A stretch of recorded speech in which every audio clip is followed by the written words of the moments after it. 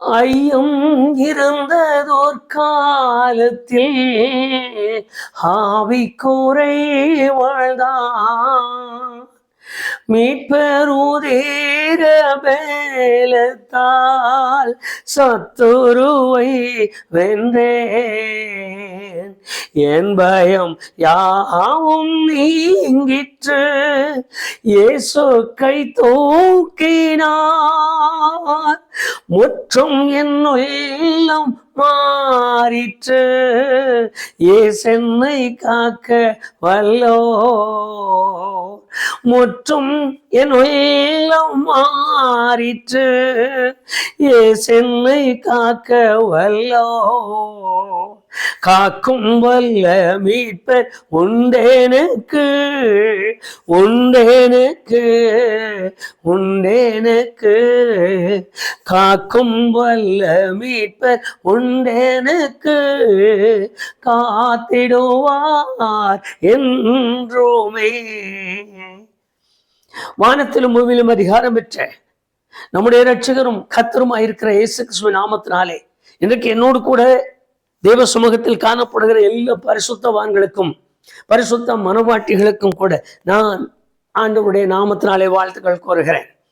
ஒவ்வொரு காலங்களும் ஒவ்வொரு நாட்களும் கடந்து ஓடுகிற வேகத்தை பார்க்கும் பொழுது, ஒவ்வொரு சூழ்நிலைகளிலும் சந்தர்ப்பங்களில் நடக்கிற சம்பவங்களை பார்க்கும் பொழுது, இன்னும் விசேஷமாக அவரவர் குடும்பங்களில் நேரிடுகிற நெருக்கமான சூழ்நிலைகள், கஷ்டமான நேரங்கள், மரண தருவாய்கள், மருத்துவத்திலே கண்டுபிடிக்க முடியாத நிலை என்று சொல்லுகிற நிலைமைக்கு இனி ஆண்டவன் தான் பார்க்க வேண்டும் என்று சொல்லி அனுப்புகிற பரிதாபமான நிலைமையான சூழ்நிலைகள் வரும்பொழுதெல்லாம் கண் கலங்குகிறதும் கதி கலங்குகிறதும் இருதயம் நொந்து போகிறதும் உடைந்து போகிறதும், எதற்காக இந்த விசுவாச வாழ்க்கை என்கிற ஒரு அனுபவத்தில் வாழ்கிறதும் நம்முடைய இயல்புக்குள் உண்டான ஒரு காரியம் என்பதை நாம் முதலாவது அறிந்திருக்கிறோம். அவைகளை நினைவிலே கொள்ளுவோம். அப்படிப்பட்ட காலங்களில் தான் தேவனை நம்பி இருக்கிற, கர்த்தரை சார்ந்திருக்கிற, கர்த்தர் மேல் நம்பிக்கை இருக்கிற மனுஷனுடைய பாக்கியத்தை குறித்து இந்த வேதம் தெளிவாகவும் திட்டமாகவும் தன்னிடத்தில் அன்பு கூறுகிறவர்களுக்கு விளங்க பண்ணும்படியான வார்த்தைகளாய் பேசுகிறதை நாம் அறிவோம். சில நேரம் அன்புள்ள வார்த்தைகளும் வாக்குத்தத்தம் உள்ள வார்த்தைகளும் வெளிப்படுகிறதை கண்டு பரவசம் கொள்ளுகிறோம். ஆனால் அதே சமயத்தில் கடுமையான, கண்டிப்பான அல்லது திட்டமான காரியங்கள் என்று சில காரியங்களை நம்மோடு கூட வேதம் பேசும் பொழுதும் தேவன் சொல்லும் பொழுதும் அது ஒரு மாதிரி நம்முடைய முகப்பாவனையை மாற்றுகிறோம்.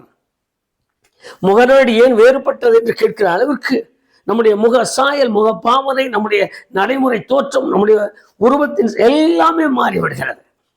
ஆனால் வேதம் சொல்லுகிற அனுபவத்தில் நாம் மறுபடியும் அதை சிந்திக்கும் பொழுது, ஆதி காலத்து பரிசுத்தவான்கள் நடந்த வாழ்க்கை, ஆதி காலத்து பரிசுத்தவான்கள் அவரோடு சேர வேண்டும், பார்க்க வேண்டும் என்று ஓடிய ஓட்டங்கள், எப்படி ஆகிலும் அவரோடு கூட பரலோக ராஜ்யத்தில் இருக்க வேண்டும் என்கிற உள்ளான நோக்கத்தோடு ஓடிய ஓட்டங்கள் மாத்திரம் அல்ல.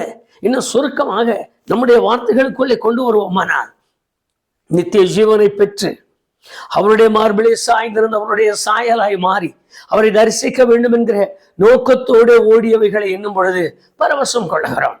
இன்னைக்கு வேதத்தில் நான் ஒரு காரியத்தை, ஒரு மனுஷனை குறித்து நாம் நம்முடைய நினைவிற்கு கொண்டு வருவோம். லூக்கா சுவிசேஷம். நாம் சிறு வயது முதல் கேட்ட சம்பவங்கள் தான், புதிதானவைகள் ஒன்றுமல்ல.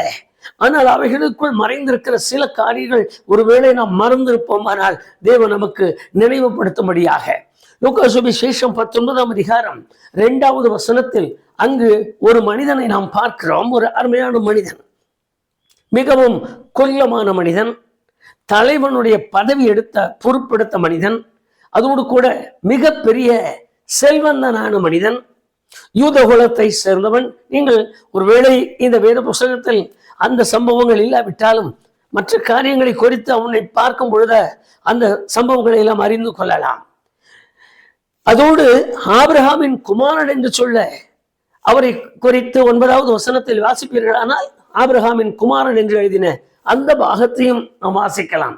இத்தனை தகுதிக்குள்ள ஒரு மனிதன் கிறிஸ்துவை பார்க்க முடியாமலே இருந்த அனுபவத்தை நாம் எண்ணி பாருங்கள். இவ்வளவு தகுதியும் ஒரு மனிதனுக்கு இருக்கிறது. ஒன்று செல்வந்தனாய் நிற்கிறான், மற்றொன்று தலைவனாய் நிற்கிறான், இன்னொன்று சந்ததியும் குலமும் யூத கோத்திரமா இருக்கிறது. அவனுடைய சந்ததியும் ஆபிரகாமின் சந்ததி என்கிற அளவிற்கு பெயர் பெற்ற ஒரு மனிதனாய் நின்று கொண்டிருக்கிற இந்த நிலையில் அவனுடைய தன்மை மட்டும், அவனுடைய நிலைமை மட்டும் இயேசுவை பார்க்கவே முடியவில்லை. இயேசுவை பார்க்கவே முடியவில்லை. காரணம், அவனுடைய உடலின் வளர்ச்சி குன்றி இருந்ததும் குறைவுள்ளதுமாய் இருந்தது என்று நாம் வேதத்தில் வாசிக்கலாம்.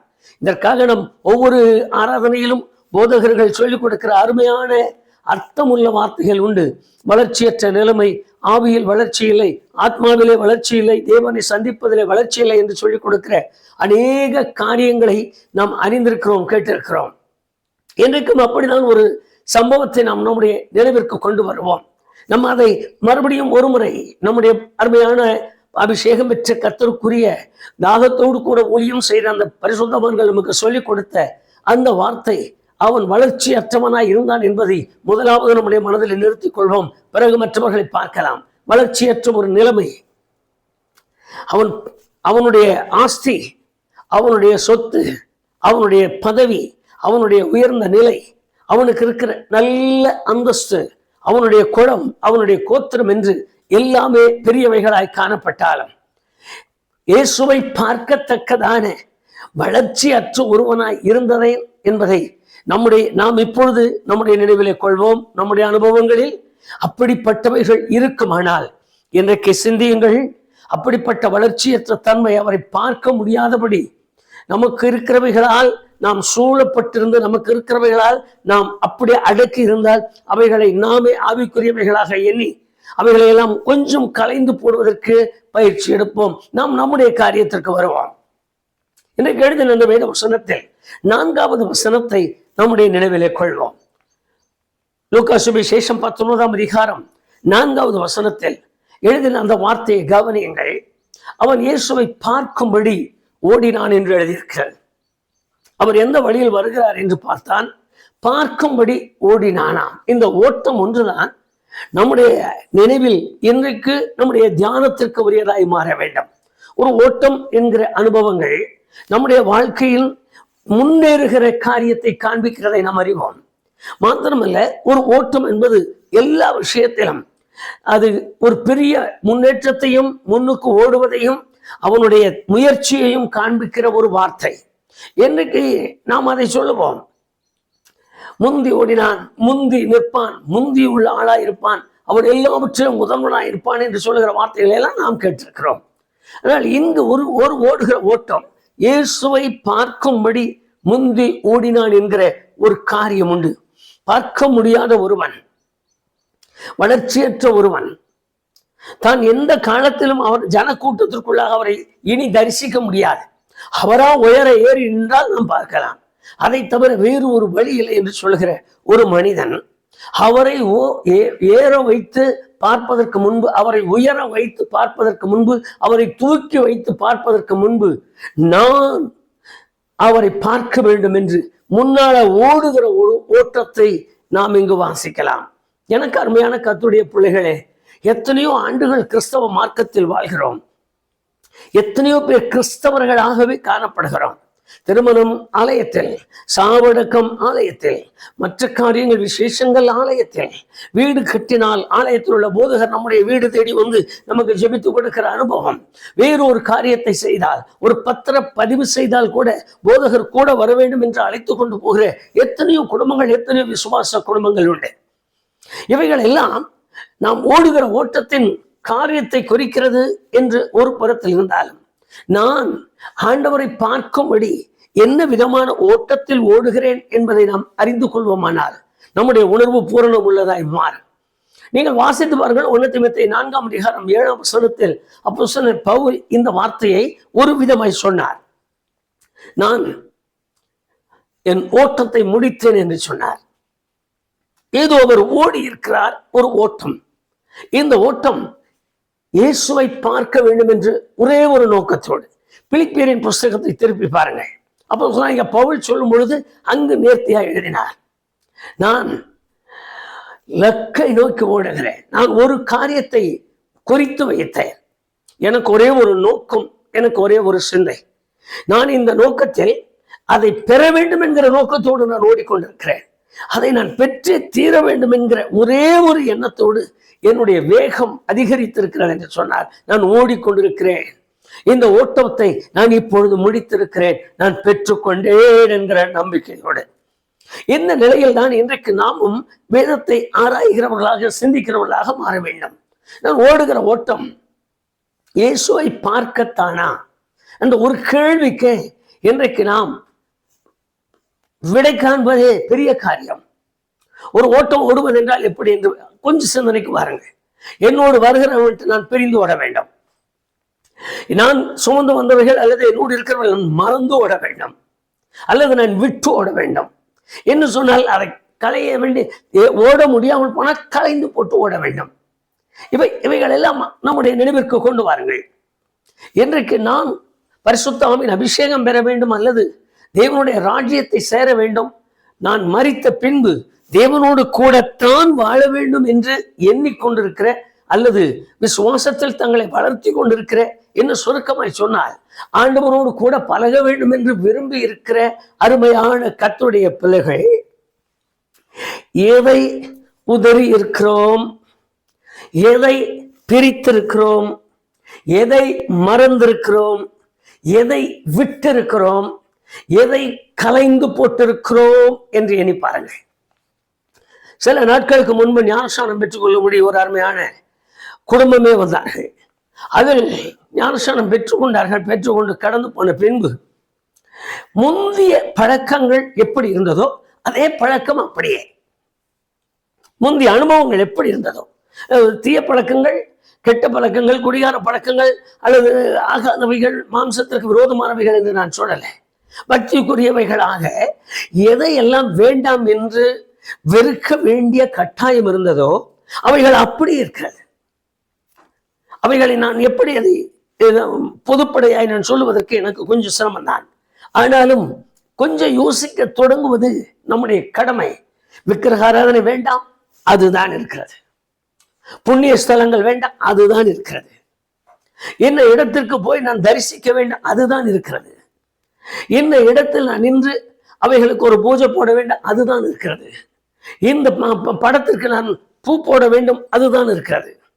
இந்த சூழ்நிலையில் நான் ஞானஸ்நானம் பெற்றுக்கொண்ட ஒரு மனிதன், நான் அவரை பார்க்க வேண்டும் என்று ஓடுகிறேன் என்கிற அந்த காரியங்கள் ஓடுவதற்கு முன்பு இருக்கிறவைகள் அப்படியே இருப்பதால் என் ஓட்டம் எப்படி இருக்கும் என்று எண்ணி பாருங்கள். சகை ஓட ஆரம்பித்தார். இயேசு வருகிறார் என்று கேள்விப்பட்டார். வேத வசனத்தை வாசித்து பாருங்கள். இயேசு வருகிறார் என்று கேள்விப்பட்டார், ஓடத் தொடங்கினாராம். இவர் ஓடத் தொடங்கும் பொழுது இவரை பிடித்து ஒருவர் நிறுத்தினால் என்ன செய்திருப்பார்? உதறித்தால் இருப்பார். அவங்க அம்மா கையை பிடிச்சிருந்தாங்கன்னா உதறித்தால் இருப்பார். அவங்க அப்பா கையை பிடிச்சிருந்தாங்கன்னா உதறித்தால் இருப்பார். இத்தனை வருஷம் நான் பார்க்கவே இல்லை, இனி நான் அவரை பார்த்தே ஆக வேண்டும் தீர்மானித்தார். நான் இன்றைக்கு இயேசுவை பார்க்காமல் இருக்க முடியாது, நான் பார்த்துதான் தீர வேண்டும். இந்த தீர்மானம் எத்தனை பேர் அவருக்கு முன்பாக வந்து நின்றாலும் ஒருமாய் ஒதுக்கி தள்ள வேண்டிய காரியமாய் ஒதுக்கி தள்ளினார். களைய வேண்டியவைகளை களைந்து விட்டார், விட வேண்டியவைகளை விட்டு விட்டார். என்னை கேட்டுக்கொண்டிருக்கிற அன்பு சகோதர சகோதரிகளே, வாக்குத்தத்தங்கள் நமக்கு ரொம்ப ஆச்சரியமா இருக்கிறது. வாக்குத்தத்தங்களை வாசிக்கிறோம், ஜெபிக்கிறோம், திருப்தியாய் மாறி விடுகிறோம். ஆனால் நான் ஓடிக்கொண்டிருக்கிறேனா, இயேசுவை பார்ப்பதற்கு நான் ஓடுகிறேனா என்கிற ஒரு கேள்வியை மாத்திரம் எண்ணி பாருங்கள். இயேசுவோடு இருப்பதற்கென்று நான் ஓடுகிறேனா? நான் என்னுடைய வாழ்க்கையினுடைய முழுமை இயேசுவை பார்க்க, இயேசுவை தேட, இயேசுவை கவனிக்க, அவரோடு சேர. பின்ன நாங்க எதுக்கு கிறிஸ்தவங்களா இருக்கோம்? ஒரே ஒரு கேள்வியை கேட்டுருவாங்க. நாங்க எதுக்கு கிறிஸ்தவங்களா இருக்கோம்? நாங்க அந்த பரலோக ராஜ்யத்தை பெறணுங்கிறதுக்காக கிறிஸ்தவங்களா இருக்கோம். மரித்து போகிறோம், எதற்கு எங்களுக்கு பாட்டு பாடி எல்லாம் அடக்கம் பண்றாங்க? பரலோக ராஜ்யத்தில் சேர்வதற்கு தானே, அதுதானே எங்களுக்கு நம்பிக்கை. எல்லாம் உண்மைதான். ஆனால் இந்த உலகத்தில் நான் கலைந்து, பிரிந்து, மறந்து, விட்டு விலக வேண்டிய ஏராளமான பொருள்கள் நம்மோடு இணைந்து ஒட்டி கொண்டிருக்கிறது. மாம்சத்துக்குரியவைகள், உலகத்துக்குரியவைகள், சம்பிரதாயத்துக்குரியவைகள், சமாதானத்தை கெடுக்கிறவைகள், வெளிவேஷமானவைகள், உலகத்தோடு ஒட்டித்தான் போக வேண்டும் என்கிற கோட்பாடுள்ளவைகள் எல்லாம் என்னோடு ஒட்டி இணைந்திருப்பதால் இவைகளில் இருந்து நான் பிரிந்து வாழ வேண்டிய பிரிந்து ஓட வேண்டிய ஒரு நிலை இருக்கிறது. எத்தனை பேரோடு ஆவியானவர் பேசிக்கொண்டிருக்கிறார் என்று தெரியாது. அருமையான கர்த்தருடைய பிள்ளையே, தேவனுடைய ஆவியானவர் உங்களை உணர்த்த தொடங்கினார். இந்த சத்தத்தை கேட்டுக்கொண்டிருக்கிற நீங்கள் உங்கள் இடத்திலே முழங்காலில் நின்று எவைகளிலிருந்து நான் பிரிய வேண்டும், எவைகளிலிருந்து நான் மாற வேண்டும் என்று கேளுங்கள். தேவனுடைய ஆவியானவர் உணர்த்துவானால், அன்பு சகோதரா சகோதரி, என் அருமை தாயே, என் அருமை தகப்பனே, மாற வேண்டிய, பிரிய வேண்டிய, விட வேண்டிய, கலைந்து போட வேண்டிய அவைகள் எல்லாவற்றையும் மாற்றுவதற்கு உங்களை முழுமையாய் அர்ப்பணியுங்கள். இரண்டாவதாக, இந்த மனிதன் செய்த இன்னொரு காரியம், அவன் ஒரு மரத்தின் மேல் ஏறி உயர்வான நிலைமைக்கு போய்விட்டார் என்று வாசிக்கிறோம். நீங்கள் அப்படியே கொஞ்சம் வேதத்தை வாசியுங்கள். எப்பொழுதும் போகிறவர் எப்பொழுதும் போய்கொண்டுதான் இருக்கிறார். அவர் நடந்த பாதைகளை எல்லாம் எண்ணி பாருங்கள். இந்த வேத வசனத்தில் அவர் 3.5 ஆண்டுகள் ஊழியம் செய்தார் என்று நாம் சரித்திரபூர்வமாகவே வாசிக்கலாம். அப்படி வாசிக்கும் பொழுது இந்த வருஷங்களில் எத்தனை முறை அண்ணாந்து பார்த்தார், எத்தனை முறை மரத்தை பார்த்தார், எத்தனை முறை மேலே இருக்கிறவைகளை எல்லாம் கவனித்தார் என்று கவனித்து பாருங்கள். ஒரு மனிதனையும் அவர் மரத்தடியில் நின்று அண்ணாந்து பார்க்கவில்லை. இந்த ஒரு மனிதனை மாத்திரமே மரத்தடியில் நின்று அண்ணாந்து பார்த்து அங்கென்ன வேலை, இறங்கி வா, அப்படி கூப்பிடுகிறது போல கூப்பிடுகிறார். இவைகளுக்கெல்லாம் ஒரு காரணம் என்ன? அவன் அவரை பார்க்க வேண்டும் என்று அவன் தாழ்வில் இருந்து ஏற தொடங்கினான், மேலே போக தொடங்கினான். உங்களுக்கு ஆவிக்குரிய நிலையில் இவைகள் புரிந்திருக்கும் என்று நான் நினைக்கிறேன். இயேசு கிறிஸ்துவோடு யூதர்கள் பேசிக் கொண்டிருக்கும் பொழுது அவர்களை சொன்னார், நீங்கள் தாழ்வில் இருந்து உண்டானவர்கள், நான் உயர்வில் இருந்து உண்டானவன் என்று. நீங்கள் வேத வசனத்தை பார்த்து பாருங்கள்.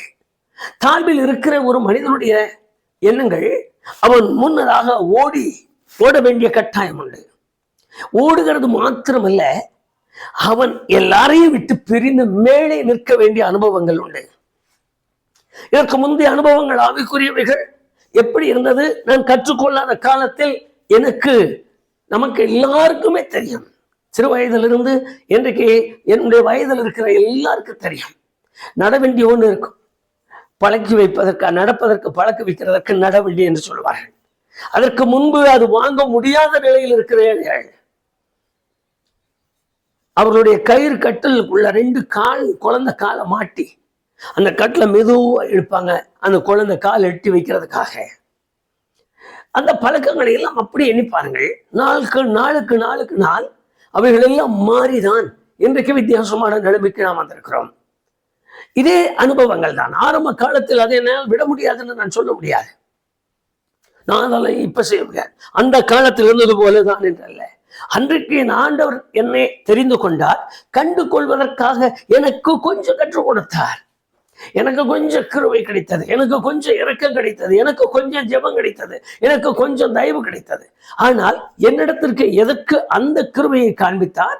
எங்கோ பிறந்து, எங்கோ வளர்ந்து, ஏதோ ஒரு நாட்டிலே இருந்து, ஏதோ ஒரு தேசத்துக்குள்ளே இருந்து, மனைவியை விட்டு, பிள்ளைகளை விட்டு, குடும்பத்தை விட்டு, தன் ஆஸ்தியை விட்டு, தனக்கு உண்டான எல்லாவற்றையும் இங்கே கொண்டு வந்து, இந்த உணவு ஒத்துக்கொள்ளாமல், இந்த தண்ணீர் ஒத்துக்கொள்ளாமல், இங்கு ஒரு நல்ல வீட்டுக்குள்ளே படுக்க இடமில்லாமல், காடுகளில், மலைகளில், தெருக்களில், வீதிகளில் சாப்பாடு வாங்கி சாப்பிடுவதற்கு பாத்திரம் இல்லாமல் எத்தனை சிரமப்பட்டு இயேசுவை எனக்கு சொல்லும்படியாக அவர்களை அவர் அனுப்பினார்.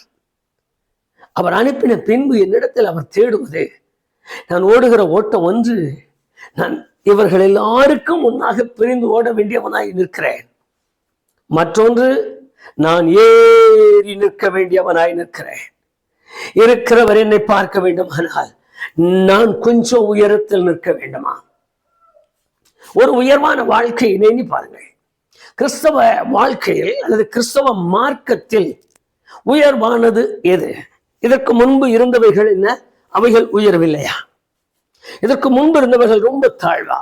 இதற்கு முன்பு இருந்தவைகள் எல்லாம் உடைந்து போனவைகளா? இதற்கு முன் இருந்தவர்கள் ஒருவரும் பரலோகம் போகவில்லையா? இதற்கு முன்னிருந்தவர்கள் யாரும் தேவராஜ்யம் சேரவில்லையா? பரலோகத்தில் இருக்கிறார் என்று அந்த தீர்க்கதரிசி சொப்பனம் பார்த்து சொல்லியிருக்கிறார், தரிசனம் பார்த்து சொல்லியிருக்கிறார். பரலோகத்தில் இருக்கிறதை நான் என் கண்களில் பார்த்திருக்கிறேன்.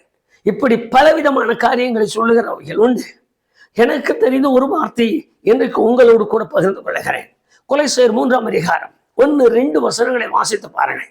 அங்கு எழுதின வார்த்தை ரொம்ப நேர்த்தியா இருக்கும். பூமிக்கு உரியவைகள் அல்ல, மேலானவைகளை தேடுங்கள். நான் உயர நிற்க வேண்டிய ஒரு கர்த்தருடைய மனுஷனாம். எதிலெல்லாம்? தேவனோடு கூட நெருங்கி பழகுவதே ஒன்று, அவருடைய கிருபா வரங்களில், அவருடைய அபிஷேகத்தின் ஆவியில், அவரோடு கூட நான் நெருங்குகிற பரிசுத்த வாழ்க்கையில், தேவனுடைய சபையில் நான் நிற்கிற, தேவனுடைய சபையில் நான் இருக்கிற பொறுப்பில், ஊழியங்களில் நான் கொள்ளுகிற பங்குகள், என்னுடைய தசமபாகம், என்னுடைய காணிக்கை அல்லது என்னுடைய பொருத்தனை காணிக்கை அல்லது நான் செய்கிறவைகளை உண்மையாய் கர்த்தருக்காக நிற்கிற ஜனங்களின் ஊழியரின் கரங்களிலே கொடுத்து பலப்படுத்துவதற்காக மற்றவர்களை விட உயரத்தில் நிற்க வேண்டும் என்று விரும்புகிறார். கர்த்தருக்கு மகிமை உண்டாகட்டும். ஆமென். கண்ணீர் விட்டு அழுவதில், அதிக நேரம் ஜெபிப்பதில் மற்றவர்களை விட, நான் இப்பொழுது அப்படியே கொஞ்சம் உங்களை யோசித்து பாருங்கள். என்னோடு கூட ஆராதிக்கிற என் சகோதரனை விட நான் கொஞ்சம் அதிகமாய் நேசிக்கிறேனா? என்னோடு கூட பந்தியில் பங்கு கொள்கிற மகனை விட நான் அதிகம் ஆண்டவரிடத்தில் அன்பு வைத்திருக்கிறேனா? என்னோடு கூட அதிகமாய் நேசிக்கிற ஒரு சகோதரனை விட நான் ஆண்டவரிடத்தில் அதிகமாய் பற்றுதல் வைத்திருக்கிறேனா? இப்படி ஒவ்வொரு காரியங்களை மனதில் எண்ணும் பொழுதே நம்முடைய பக்தி, நம்முடைய பரிசுத்தம், நம்முடைய நிலைமை, நாம் தேவனோடு நெருங்கி பழகிற விஷயத்தினுடைய தன்மை எல்லாமே விளங்கும். அருமையான சகோதரன் சகைவே ஒரு நிமிஷம் நம்முடைய மனதிற்குள் கொண்டு வாருங்கள். இந்த மனிதன் ஓடத் தொடங்கினார். அவர் அப்போஸ்தலனாகிய பவுல் தன் அனுபவத்திலும் எழுதினார். 1 கொரிந்தியர் 9:24 வசனத்தில், நான் என் ஓட்டத்தை ஜெயமாய் முடிக்கும்படி ஒரு பந்தய ஓட்டத்தை நான் தொடங்கி இருக்கிறேன் என்றார். நான் பந்தயம் போட்டு ஓட வேண்டுமா? மற்றவர்களை விட நான் அழக, மற்றவர்களை விட நான் அதிகம், மற்றவர்களை விட சண்டைக்கு மற்றவர்களை விட நான் தயார், வார்த்தை பேசுறதுல மற்றவர்களை விட தயார், மற்ற காரியங்களை செய்கிற திறமையில் மற்றவர்களை விட தயார், என்னுடைய தொழில்நுட்பத்தில் நான் மற்றவர்களை விட தயார், ஆகாரம் சமைப்பதில் நான் மற்றவர்களை விட தயார், மற்றவர்களை குறித்து ஒரு காரியத்தை தீர்மானித்து பேசுவதில் நான் மற்றவர்களை விட தயார். ஆனால் தேவனோடு பழகுவதில், தேவனோடு நெருங்குவதில், அவரோடு இருப்பதில், வேத வாசிப்பதில், ஜெபிப்பதில் நான் மற்றவர்களுக்கு இணையாக என்னை நிறுத்த முடியவில்லை. என்றைக்கும் என்னோடு கூட தெய்வ சமூகத்தில் இருக்கிற எல்லா பரிசுத்தவான்களுக்கும் நான் எச்சரிப்பாக அல்லது ஆலோசனையாக கொடுக்கிற மிக பெரிய ஒரு காரியம் உண்டு. அந்த காரியம் இன்றைக்கு உங்களை ஆராய்ந்து பாருங்கள். திருப்தி அல்ல கிறிஸ்தவ வாழ்க்கை, திருப்தி ஆகாத ஒரு அனுபவங்கள்.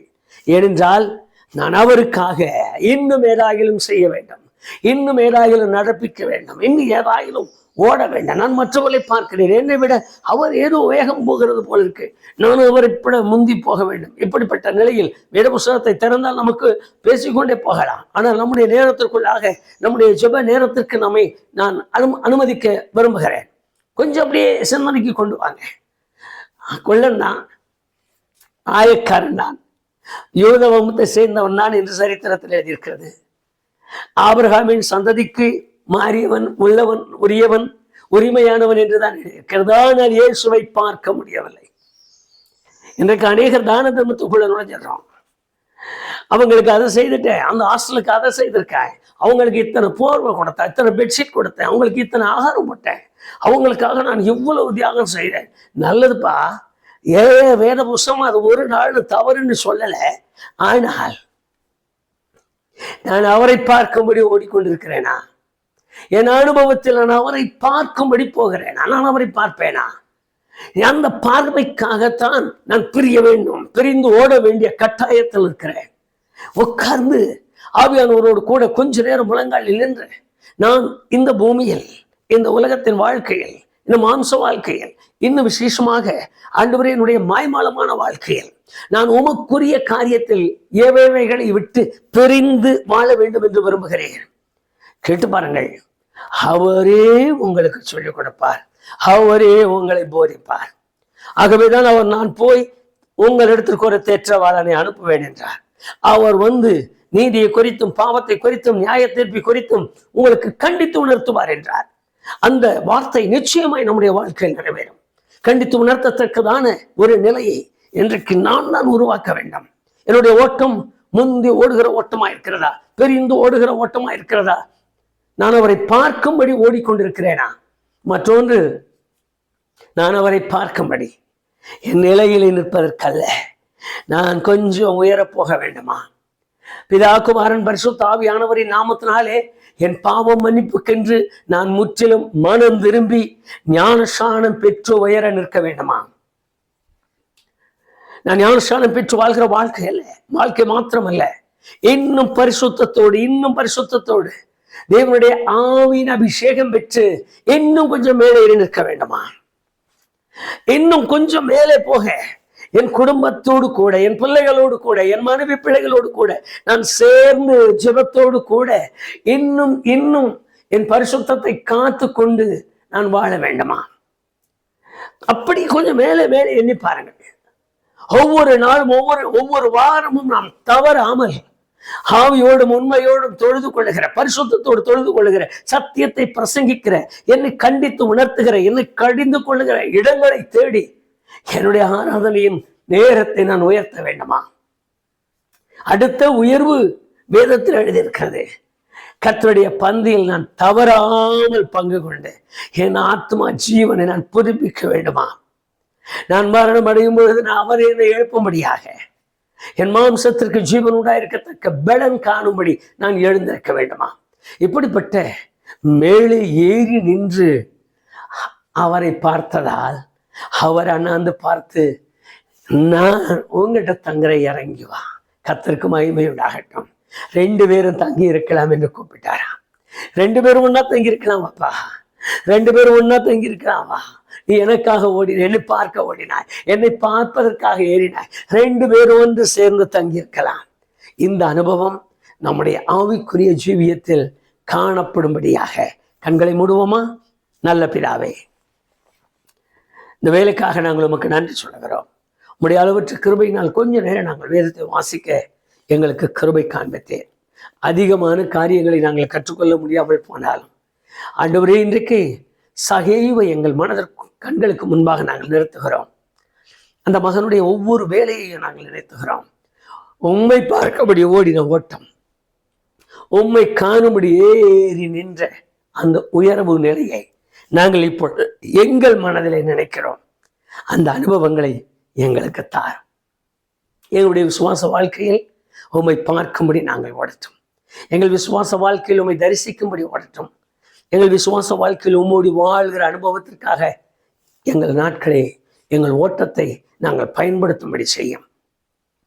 பெருமைக்கும் மனுஷன் எங்களை காண்பதற்கும் மனுபுத்திரன் எங்களை பெருமையை பேசிக்கொள்வதற்கும் அல்ல, உம்மோடு கூட உம்முடைய முகத்தை பார்ப்பதற்கு, அதை தரிசிப்பதற்கு எங்களுக்கு கிருபை தாரும்.